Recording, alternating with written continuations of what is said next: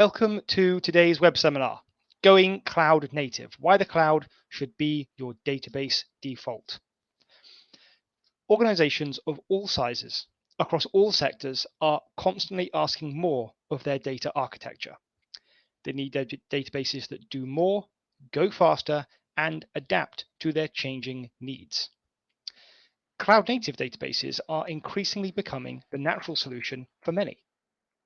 The transition's been underway for years already, but the past 12 months have accelerated the migration from on-premises solutions and amplified the advantages of the cloud. In this webinar, we'll be looking at the state of the nation when it comes to cloud databases, gauging what a standard database architecture looks like today, how it's performing, and also companies' near-term plans on what to do with it. We'll tackle IT leaders' opinions around the benefits and potential hurdles that come with a cloud-native database, comparing real-world experiences of those already in the cloud to those who have yet to make the switch. We'll also be discussing topics like migration and considering the advantages of open source. Joining me today to discuss these issues, I'm joined by Gabriele Bartolini, VP Cloud Native at Enterprise DB, Jan Karamans, Director of Product Marketing at Enterprise DB, and Ellen Daniel, Tech Analyst at Computing. I'm Tom Allen, Delta Site Editor at Computing, and your host for today. This is an interactive websem, so please feel free to ask the panel your questions. Just type it in the box on the screen below my face right now, and I'll try to get to as many of them as possible.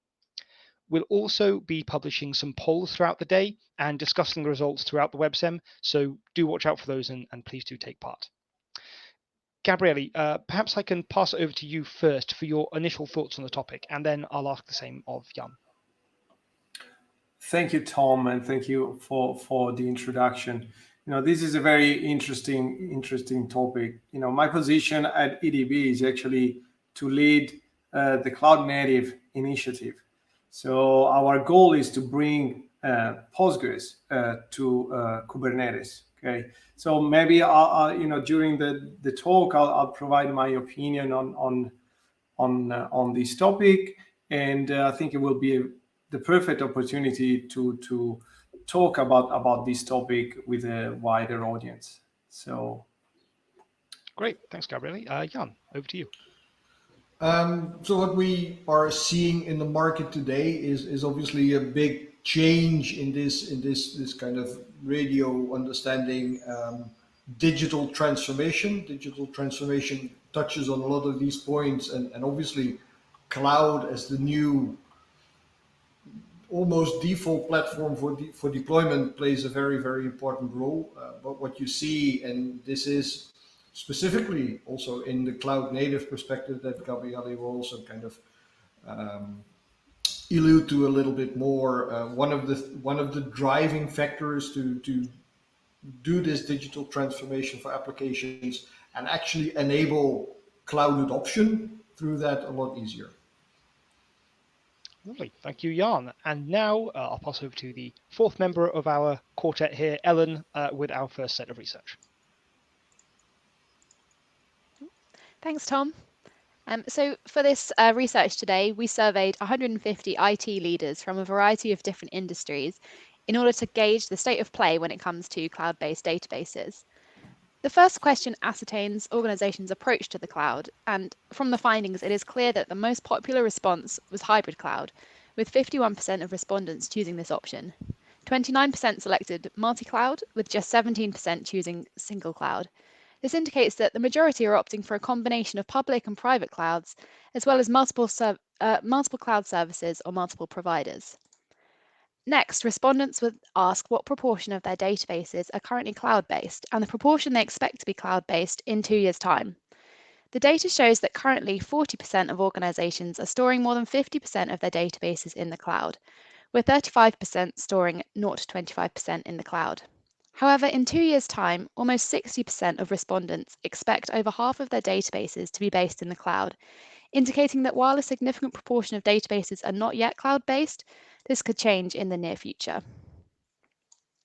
And thirdly, respondents were asked the stage their organization is currently at in migrating databases to the cloud.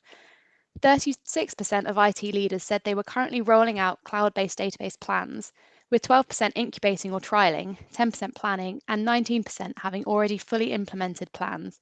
This suggests that for the majority, making the switch to cloud-based databases is a work in progress, with only 3% indicating that they have no plans or interest in this area. Thanks very much, Ellen. Before we start discussing these topics, I'm going to publish the first poll, so please do take part. We are asking, to what extent do you agree with the following? My organization prefers open source database solutions. Your answers will range from strongly disagree to strongly agree. You'll see it in a moment. And that should be with you now. So please do take part. We'll be discussing those answers later on. Okay, so some good scene setting here.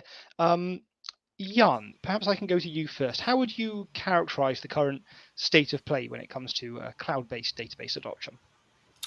That's a very interesting take. I think you can split this in basically two approaches. One is in this digital transformation where applications are being newly built.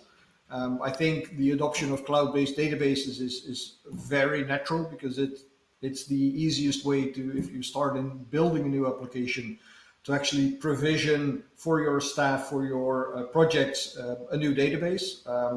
So that's one side of the equation. The other side of the equation is basically the legacy, if you want to call it legacy, databases that currently run on premises that are embedded in the organization that they've been using for the last 20, 30 years. The transformation, if you like, the modernization of that is something which lags behind that. So organizations are first getting their feet wet, if you like, on new application development using cloud native databases, cloud databases.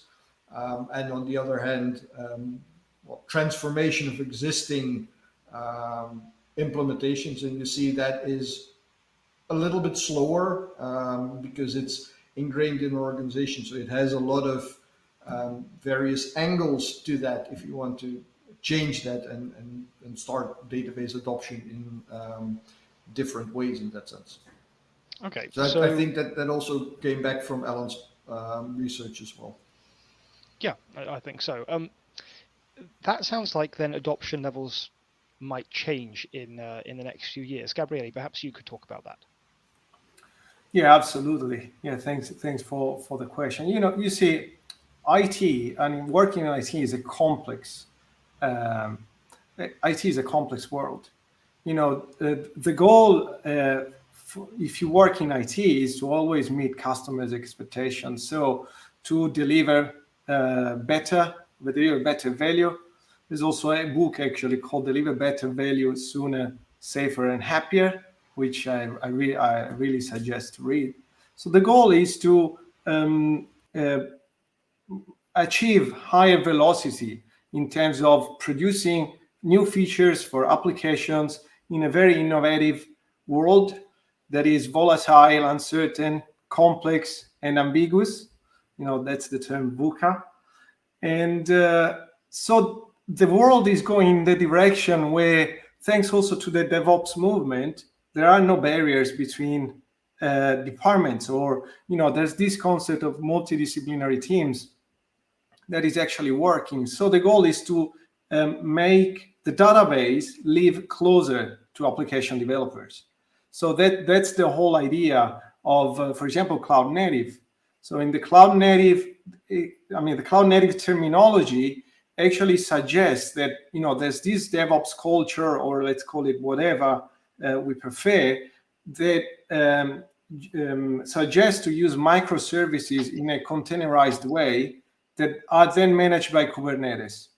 And we see that these containerized way to deploy applications and also develop applications with automated tests is at the moment the highest performing way to deliver software. So the goal is to bring the database with the application together in a microservice approach. So in my opinion, it is this innovation requirement that is pushing us in the direction of the cloud. Could be private, could be public, hybrid, or multi, as Ellen was saying. But for example, when I talk about cloud native, I'm really happy because, for example, Kubernetes sits in all of them. Okay, so that's my view. Okay, it's more on a business management and also organizational management point of view, like Jan was saying about digital transformation.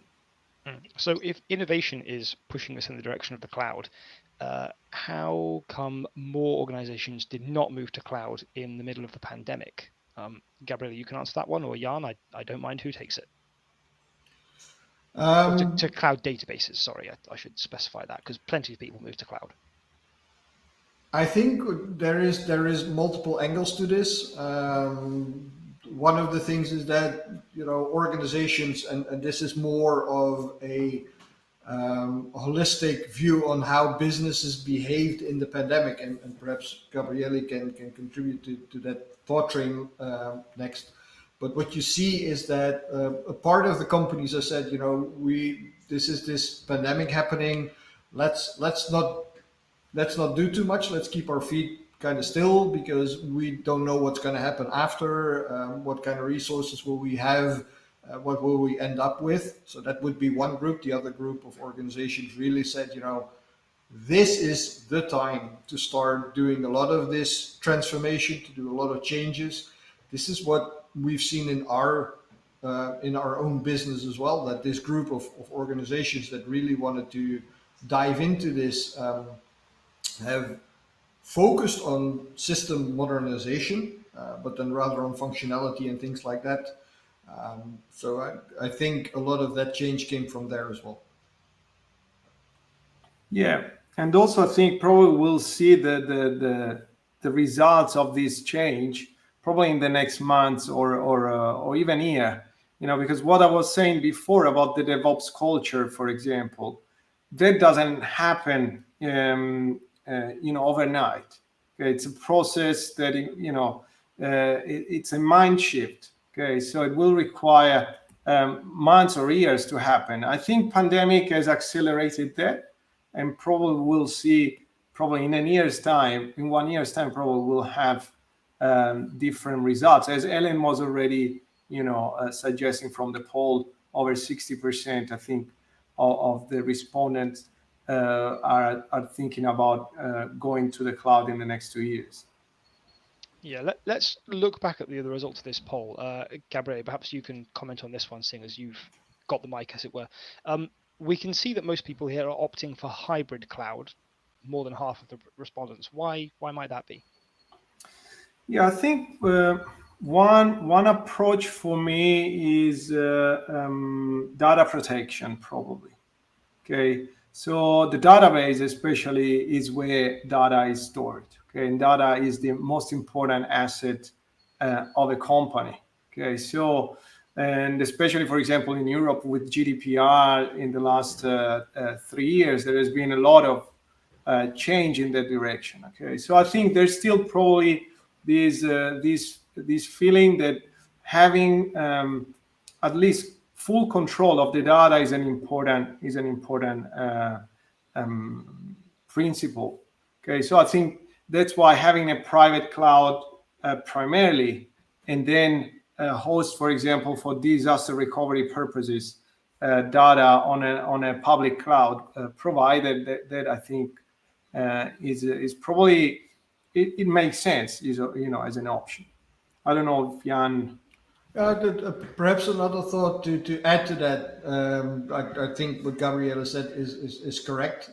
Another driver for hybrid cloud approaches can also be that what we're seeing is that a bunch of customers say, in cloud adoption, let's take applications, put the applications in the cloud, but then struggle with the back end, so to speak. So databases from this traditional monolithic approach then still have to live in one central location, and saying, let's not do that in the cloud. So let's keep that separate.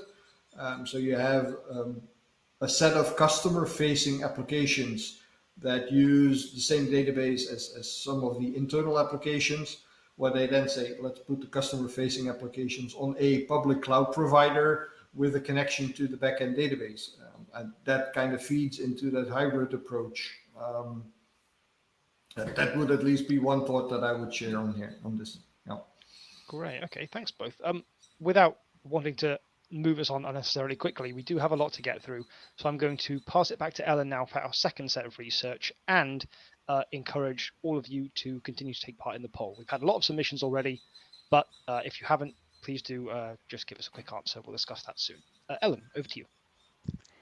So the next set of research findings touches upon the barriers to cloud-based database adoption, both for those that have implemented cloud-based databases at their organization and those that have not. In this area, security and workload portability came out on top as the most significant factors in slowing adoption, with recruiting the right skills posing the least challenge. Conversely, recruiting the right skills emerged as the main factor in preventing cloud-based database adoption, followed by security and application migration. However, in both questions, all of the barriers were ranked as a 7 or higher, suggesting they have all slowed or prevented cloud-based database adoption to some extent. The next question examined the benefits realized through cloud-based database adoption. The most common benefit was reliability, selected by 39% of respondents, closely followed by employee experience and productivity, suggesting that organizations are seeing real benefits when it comes to how employees interact with and utilize cloud-based databases. 25% of respondents selected customer experiences, operating costs and efficiency, faster time to value for applications, compliance, and security. Less common benefits were business insights and visibility. Lovely. Thanks, Ellen. So security and challenges in recruiting the right skills high up on the list there of factors slowing or stopping cloud database adoption. Gabriele, have you found that to be the case?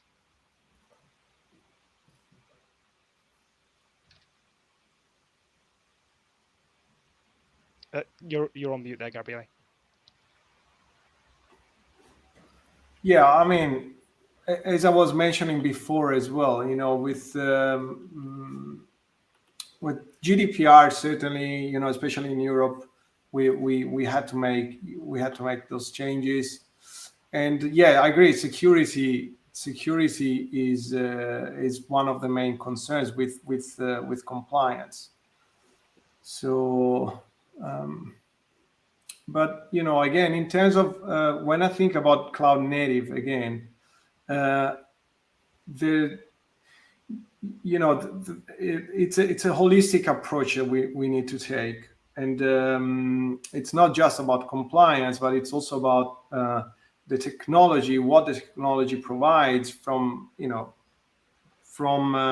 front line to the customer down to, for example, the storage, where the database stores the data.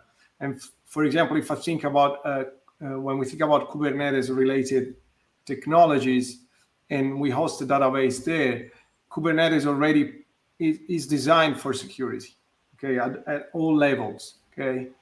So for example, when I think about the database products that we sell on Kubernetes for Postgres, we have put a lot of emphasis on security, like for example, making sure that root user is not running our services, okay, our Postgres service.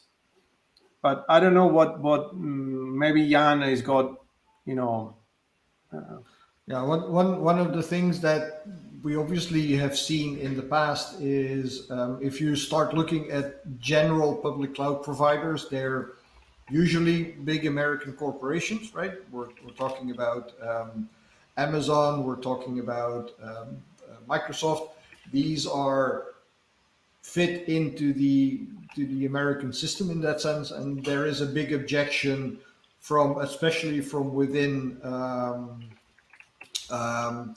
Europe to some of the ways that this is being handled in the US. And what we've seen with the cloud providers these days, what we see with local initiatives as well, is that there are being clouds provided which are focused primarily on Europe, which fit in the European rules and regulations, but that still is tricky if you start looking at bigger financial institutions globally that are still hesitant to adopt cloud.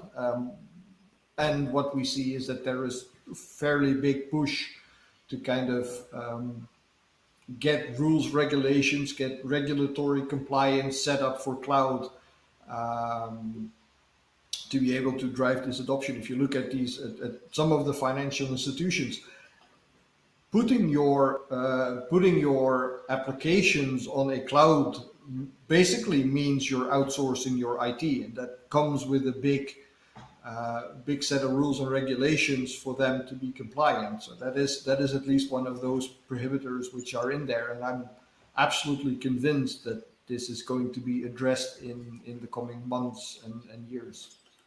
Okay, and how about, I noticed there that workload portability was quite high up there, but most people would actually say that's a reason to move to the cloud. Have you got any insight on that one, Jan? That workload portability for me goes back a little bit to this older approach of monolithic databases versus what we're actually working towards, what Gabriele also said, with microservices implementation. So monolithic applications are being redesigned to be more microservices oriented, with which portability gets easier, right? If you can split up your very big backend monolithic databases into smaller extents and actually adopt cloud native principles for this, that portability automatically gets a lot easier, so to speak. Yeah, right.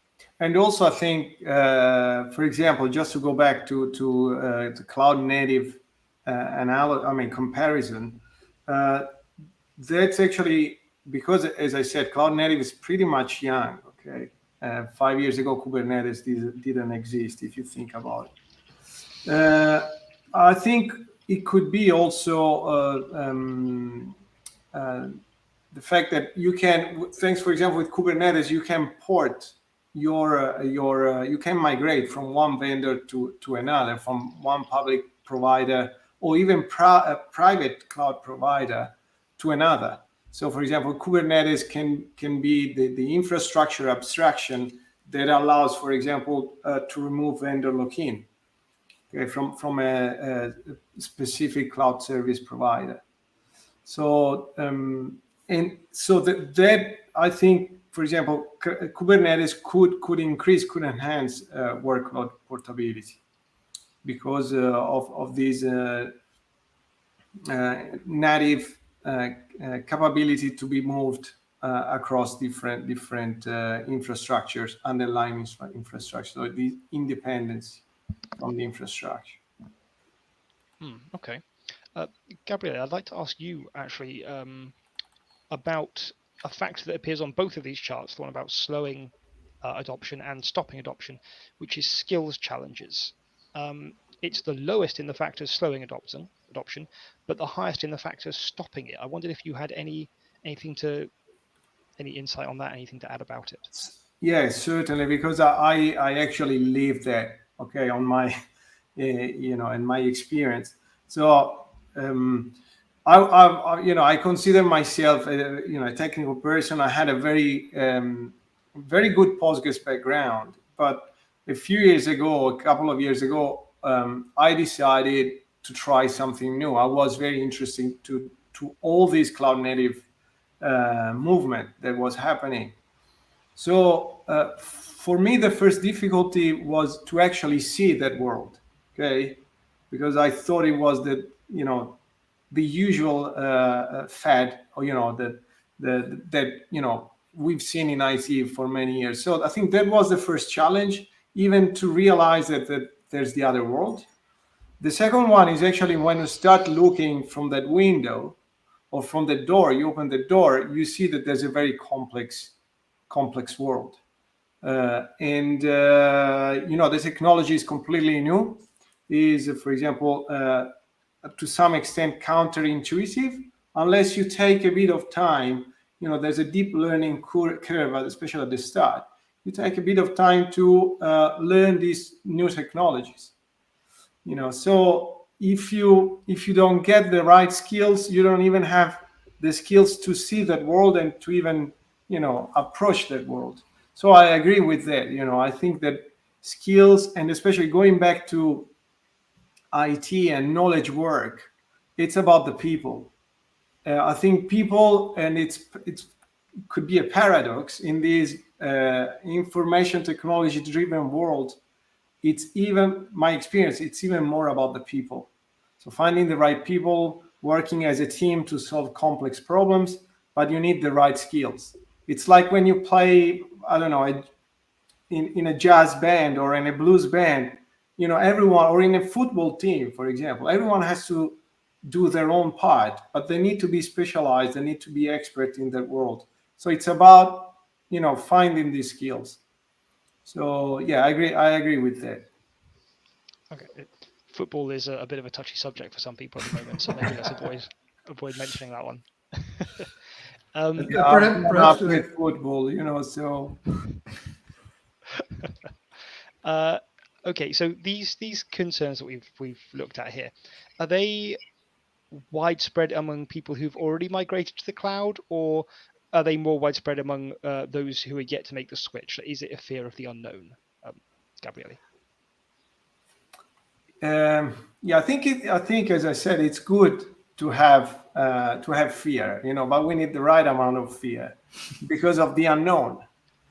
That's exactly the what I was saying before about opening this door. So when there's something that you're a bit afraid, you can close that door. Okay, but in this case, we actually have to open the door and start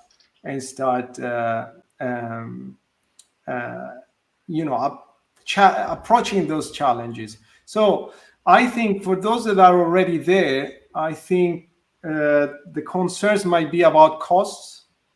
So the fear also about vendor lock-in. So maybe you are on a vendor and you see that your price is coming up, because until you try, you're not able to actually measure the costs, which are pretty much all variable. So you might need to find a way out. Okay, and again, that's where I think Kubernetes helps you a lot. Okay, because of this infrastructure abstraction. If you are not in the cloud yet, I think your main concerns, as I said, are probably skills. I think that skills and a team-based organization based on products. Okay, so a product base that manages the end-to-end flow from the idea to the customer. I think is the main concern for those that are still have to do this digital transformation or even start, or are at the beginning. So, okay. Before I ask my final question on this set of research, I'm going to end the poll. I'll let the results load, and then we will discuss those results. So I'm taking that poll down now. I will end it, and I will display the results in just a moment. Jan, we've talked about quite a lot of barriers to adoption here. What should organizations be doing to overcome those? That's actually a very interesting question. One of the things, and this is a thing that actually plays in a lot of these things. If you're in various migration concepts, right? We're migrating from on-premises to the cloud. We're migrating perhaps from a traditional legacy database system to Postgres. A lot of these things start really with a mindset shift. If you start looking at the new world like the way you looked at the old world, and this is what we've seen with cloud adoption as well. A lot of these cloud implementations are basically running VMs in the cloud. If you start doing that, that is not really something that that adds true value to the organization. So if you don't start looking differently at these deployment methods, you start up ending with or you end up with installations that may become too costly. We've seen cost as one of the drivers for slowdown of cloud-based adoption. So that is one thing. Look at this with a different mindset. Obviously, skill development within the organization is a topic that needs to be implemented, that needs to have the DevOps culture needs to be in the organization.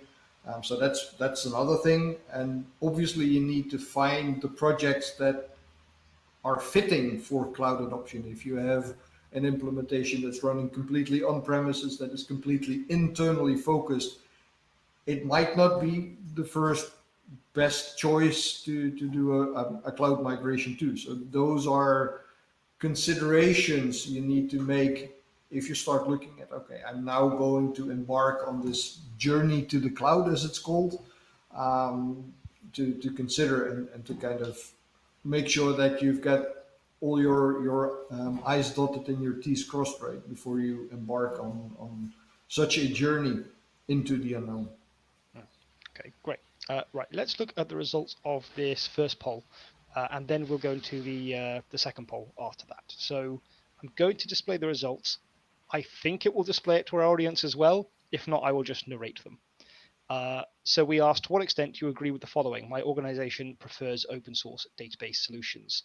We've got 15.8% strongly agreeing, 23.7% somewhat agreeing, 32.9% neither agree nor disagree, 21% somewhat disagree, and 6.7% strongly disagree. So definitely the majority agree that the organization prefers open source. There's a lot of fence sitters there, neither agreeing nor disagreeing. What do we make of these results? Jan, Gabriele? Yeah, so I'd say that there's roughly 40% of people that kind of agree with the statement, and that's the part that resonates with me, because if I think about my personal experience, where it is actually thanks to open source that I was able to get to the point where I'm at now. Okay, so open source allowed me to learn a lot, to unlearn as well, because also there are also projects that, if I think of, there are projects I wrote open source about 20 years ago that they're virtually dead now. So if you think that there are lots of projects, probably 99% of open source projects that die. Okay, but I think it's important the journey as an individual, and the journey as a collection of individuals, of humanity, if we think about that. So that's one. So open source, I think, is what enables us to build the skills that provide us with agility, especially in teamwork related contexts, so that even the most difficult challenges can be overcome. But I also agree with the 30% of people that might think that open source, is not the way, because that's actually the reason why, when I started, for example, to promote Postgres as the open source database, I was always told, yeah, but what happens, for example, on a Saturday night or on a Sunday? This was about 15 years ago. And that's how I decided to actually become an entrepreneur and start, seeing if I was able to provide professional services on Postgres. And my previous company, that's what we did. And we went from, very few customers to managing some of the largest PostgreSQL databases in the world in the most critical context you can imagine. So that I think they are the two probably sides of the coin. And that's also why, for example, we as EDB, we also provide that kind of assistance to customers. So I don't know, Jan, what you think? I think it also has to do a little bit with the still the unknown qualities of open source products and open source databases. But if you start looking at the IT landscape today, the vast majority of the tooling that allow for deployment, that allow for actually DevOps in its essence, but also in a lot of IT operation tools like help desk tooling, etc. It's all based on open source. This is, and I've classified it as the first wave of open source solutions that are easily replaceable in an organization, that are being adopted as for open source. This has been happening since basically since the start of open source in the early 1950s of the last millennium, which actually is already for a very long time. What we are seeing now is the continued growth and expansion of the second wave of open source, if you like, that is actually addressing these very complex systems. Or a relational database system, in essence, is a very complex system. An organization will not change a relational database overnight because it has so much complexity, it has so many points in an organization where it touches. Still, what we see is that the adoption of especially these kind of technologies, much like the adoption of Linux in the beginning, everybody kind of preferred these existing vendor-driven operating systems because that's what they were known as. And I think this was very beautifully illustrated by Gabriele with his remark about, embark on the mission to the unknown. I think relational databases in that sense, or open source relational databases in that sense, are still very much unknown. As soon as organizations see this and accept this and really do that mindset shift that I alluded to, and to start look at what are actually the requirements for projects, what are the requirements for what we actually want to do here in IT together, which is fulfill customer requirements, then you will see that open source relational databases actually fit the picture and potentially fit it better than traditional relational databases could. So I think that is still very, very much ongoing. And if you see it at the growing rate of Postgres, if you look at the success of Postgres in cloud native, that is overwhelming. Great. Yeah, and also if you think also about, for example, the growth of the Kubernetes community as well, which is now the largest probably open source community in the world, and that's the area of distributed systems. Okay, so that's I think another area where also I think it's important to bring databases, relational databases, which are complex applications, as Ian was saying. So that's I think the current challenge we are living. Okay, so because there's still this common saying that databases cannot live, for example, in cloud native or Kubernetes environments, but actually what we are seeing is the opposite. So this is a strong message. Yeah. Okay, so we've got to move on now because we are getting a bit short on time. I'm going to push the second poll, which we'll discuss after our discussion of the next set of research. So you have less time to take part in this one, so do get your answers in quickly. We're asking, to what extent do you agree with the following? The pandemic has caused on-prem database headaches at my organization. Again, from strongly agree to strongly disagree. I'm publishing that now. Please take part. And also get your questions in if you have any, because what we normally find is that people will suddenly flood questions in at the end. We cannot possibly get to them all, so get them in as soon as possible. Okay, our third set of research. Over to you, Ellen. Thanks, Tom. So the next set of research moved on to respondents' experiences with moving their organization's databases to the cloud. Overall, as you can see, IT leaders who have fully implemented cloud-based databases reported that they were satisfied with their experience, with 92% ranking it as a 7 or higher. Just 7% ranked the experience as a 3 out of 10.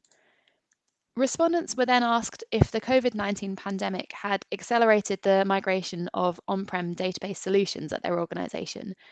Just 12% of respondents disagreed with the statement, with 31% neither agreeing nor disagreeing, and 42% somewhat agreeing. This indicates that the pandemic has had some impact on on-prem solutions and suggests database solutions that can be accessed remotely are of interest to a significant number of organizations. Next, IT leaders were asked whether they are concerned by possible security implications of open source databases. 33% disagreed with the statement, with 37% agreeing and 29% neither agreeing nor disagreeing. While opinion is fairly split in this area, concerns around security still exist. And finally, respondents were asked whether their organization sees itself as cloud native when it comes to databases. Again, opinion was somewhat split in this area, with a quarter of respondents disagreeing with the statement and 34% neither agreeing nor disagreeing. However, 41% at least somewhat agreed with the statement, indicating that a significant proportion of organizations now think of themselves as cloud native. Thanks very much, Ellen. So, Gabriele, we've seen here high satisfaction levels among respondents with their experiences of moving to the cloud.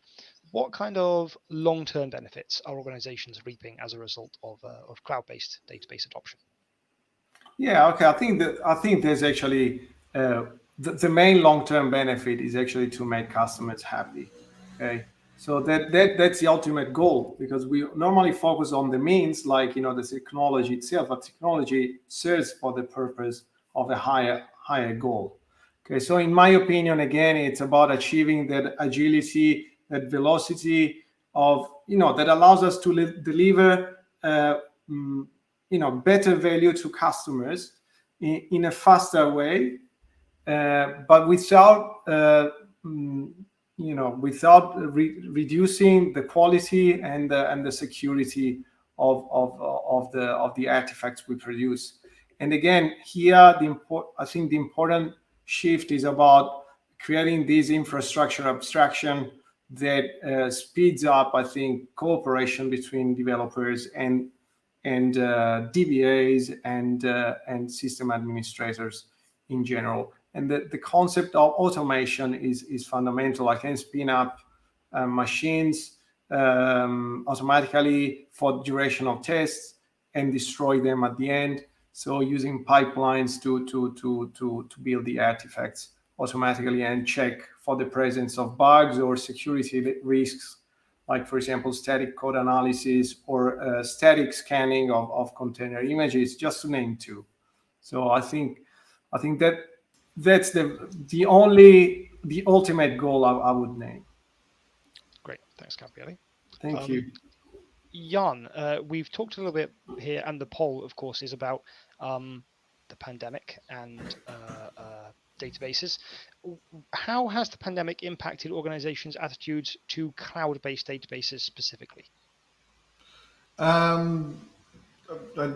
think I read between the lines a little bit in the beginning that pandemic and work from home would be an influencer on cloud-based adoption. I personally wouldn't really point that out as one of the drivers. One of the effects that we do have seen with the pandemic is that what I talked about a little bit earlier, these two groups of organizations that found themselves in this pandemic, and especially the group of organizations that said, this is the ultimate moment to start doing modernization. Because, for instance, an airline organization that has a ticketing system or that has an airplane following system, with airplanes being on the ground, the system can actually be down, where if the organization is in operation, you have like these zero downtime requirements.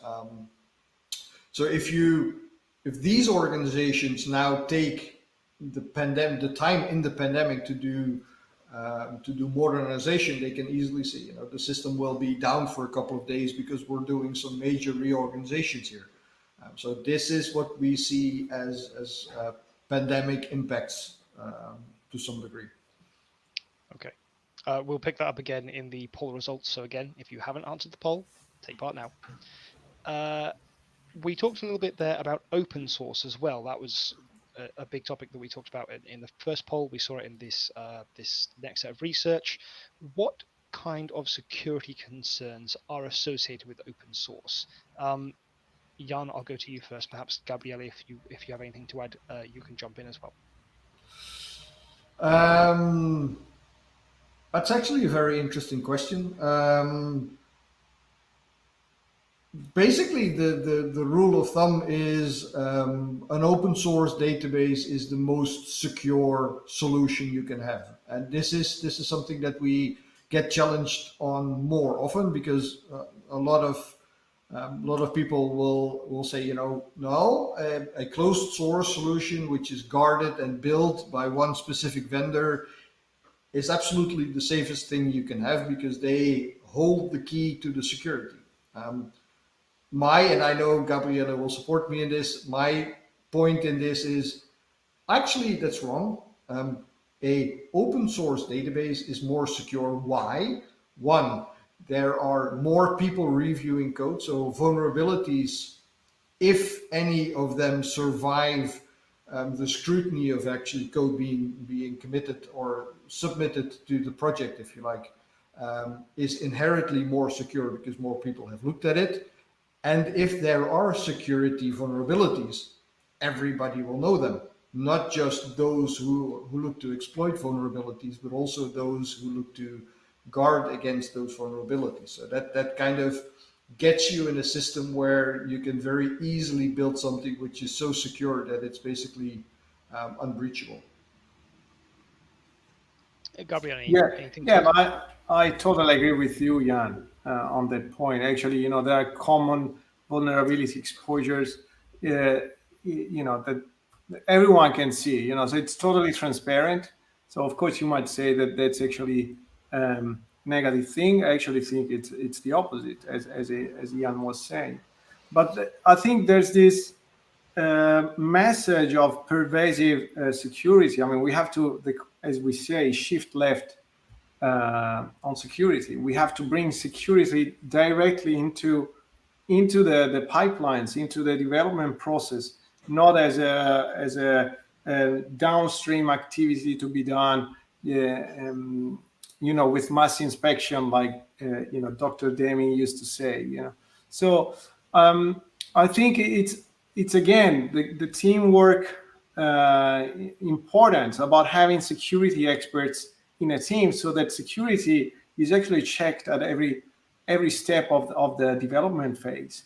And also, I think open source is helping because we have a lot of tools that help us detect vulnerabilities and also detect if our software is presents some vulnerabilities at any level, for example, in the code, or talking about Kubernetes in the container images.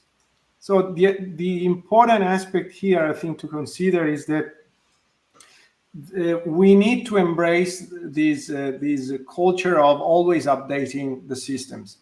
That is, the latest versions are always the most secure ones. So abandon the mentality, my system is stable, I don't update it. Okay, we because I don't want to generate a downtime. And as Google teaches, small but frequent downtimes in the long term, they reduce the risk of longer downtimes. So if we update constantly, and containers actually help because updates are pretty much using immutable images, they are pretty much instantaneous. So I think security is fundamental, and open source, I think, is leading the way on how enterprises nowadays tackle security problems. We just had an audience question come in on this exact issue, which is how do you introduce DevSecOps, which is basically what you're talking about here, into an organization? How do you get security in, from the get-go rather than as a downstream operation? Yeah, it's a cultural thing. I don't think the Toyota phenomena has taught the world that mimicking produces failures. Okay, so it's about bringing the change from the bottom. Of course, you need the buy-in of an organization. So you need an organization that accepts the fact that we are going through this change, but the change must not be imposed. Everyone needs to see. We need to get the buy-in of everyone, and to get the buy-in, we need to understand the value in what we do. So be happy to what we do in what we do. So I think it's important to start from the bottom, and thanks to automation, that's how and thanks also to cooperation with between team members. That's, I think, how we get to introducing DevSecOps methodologies. But I wouldn't focus too much on an actual process, but again, more on the people and the cultural aspects that take time to develop in an organization. So we need to plan and be patient. Okay. Unfortunately, we are coming up to the end of our time together now. So I'm going to end our second poll, and we will discuss the results. I will display the results here. Okay, so we asked, to what extent do you agree with the following? The pandemic has caused on-prem database headaches at my organization. Now, only 2% of you strongly agreed with that, which is very encouraging. 32.6% somewhat agreed, 28.6% neither agree nor disagree, 20.4% somewhat disagree, and 16.3% strongly disagree. So we basically see about a third of people here agreeing in some capacity that the pandemic had caused headaches with their on-prem databases. And roughly a similar number, slightly more disagreeing. So really pretty even split there between agree, disagree, and neither agree nor disagree. Interesting. Let's dive into this. Jan, have you got anything to talk about on that front? My question would then, my first drive would be to have a counter question. What kind of headaches would these be? Is this pure database management issues, or is it what we talked about a little bit, the security kind of things that came up by different usage of database systems? So that would basically drive those things. My first reaction would be it's probably around database management. If you then start looking at additional possibilities that cloud could bring, is obviously getting in extra resources to help navigate any of these personnel challenges would then be the solution for this. Great. And Gabriele, have you got any comments on the results of this poll? Yeah, I think the pandemic might have caused the problem that we couldn't go as much as we were able to do before in data centers or things like this. So if there was a problem, also with maybe depending on how you were affected by COVID-19, if you didn't have the people that could do the work. So I would imagine that kind of situations. But yeah, I agree. There are some aspects. Some aspects I would agree, and for some aspects I wouldn't agree. So I'm torn, between the two. I wouldn't have known how to answer, to this question myself. I've been pretty lucky to have been able to work all the time in a remote fashion with no problem. Actually, it was a learning opportunity for all of us. Okay, well, before we close, I'm going to go to each of you for your closing thoughts. We have one more audience question, which is, what do you actually mean when you say cloud native? How do you define it? What does it mean to be truly cloud native? Okay. Gabriele. Yep, thanks. So that's a very good question. Thanks for the opportunity. And cloud native. The way I've come out to define it is based on 3 pillars. Okay, there's 3 things. The most important one, without that, I don't think any cloud native initiative is bound to fail, is the culture. So call it digital transformation, call it DevOps, call it lean, call it agile, as we want. But I think we need a cultural movement that sees the importance of principle, processes, tools, but most importantly, people, as I was saying before, to start a journey and to set a company as a high performing company that wants to innovate in this world. Okay, so the cultural part is fundamental because it's the mindset that allows us to think about actions and then produce results. Okay, it's called also double loop learning, this kind of concept, so that we always need to question ourselves and change. Because if we don't question our mindset, our beliefs, we will end up producing the same results. Okay, so I think the cultural part is the most important one. The other two that define cloud native are, one is microservices, so a microservice architecture based on containers. And the third one is about how do we manage these containers. So these containerized applications. So you've got this application with its own database. So the application owns the database. So if other applications wants to talk or to see the data, they have to go through the application in this microservice approach. So the third one is about managing these containers using an orchestrator like Kubernetes. So in my opinion, cloud native is DevOps, microservices in a containerized fashion, and Kubernetes. Okay, one day there could be another tool, maybe not Kubernetes, but so when we talk about databases, I see Postgres in a Kubernetes environment with talking directly with applications. Okay. Now the only thing left to do is go to each of you for your closing thoughts. Gabriele, you've been talking recently, so I'll give you a moment to think about some thoughts. Jan, let's go to you first. Your closing thoughts on the topic. What should people be taking away from this website?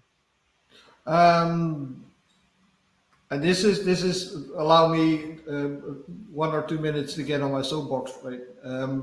If you start looking at cloud adoption, if you start looking at the cool things that Gabriele just talked about with cloud native, if you then start looking at databases, at relational databases, basically what the topic of today's session is, and then start looking at which is the best technology to kind of fit in all of these steps in this cloud to the journey using the cloud native principles. Postgres is, by definition, by the way that Dr. Michael Stonebreaker basically 30 years ago conceived how this technology should work.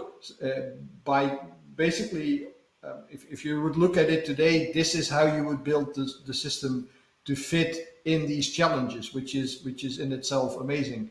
And from that perspective, I would say, going cloud native with databases, Postgres would be your best bet there. So that's just me on my soapbox here, ending my rant. Thank you. Okay, Gabriele. Yeah, I'm with this. I've got the same opinion as Jan here. So think about that 2 years ago. In my opinion, Kubernetes was not ready to host databases. Okay, but when the local persistent volumes were introduced, that opened a new era. But still, there's this misconception, in my opinion, that stateful workloads cannot work in a cloud native fashion. Okay, so that's what we want to change. That's what we're changing. So it will take time because it's a cultural. We need to change the first idea. The first idea you get of a system or a product takes a lot to change. Okay, but that's where we're at. We believe that all these innovation happening on distributed systems, cloud, and we want to put the databases on top. I think it's possible. We just need people. I think we need to focus on people, skills, and working as a team in a product-oriented fashion. And I think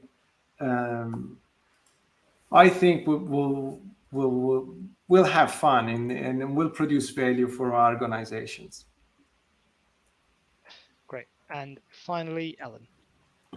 Sure. So obviously deciding to move an enterprise database from on-prem to the cloud is a significant technological shift for an organization, but it's one that can offer really greater flexibility to run your database workloads and really improved agility and innovation. And the research shows that while there are still concerns about open source databases, respondents were generally satisfied with their experiences of moving to the cloud, and it looks like a growing number of organizations will follow suit in the next few years. So kind of having those internal skills and creating that cloud first culture is really important to facilitate this.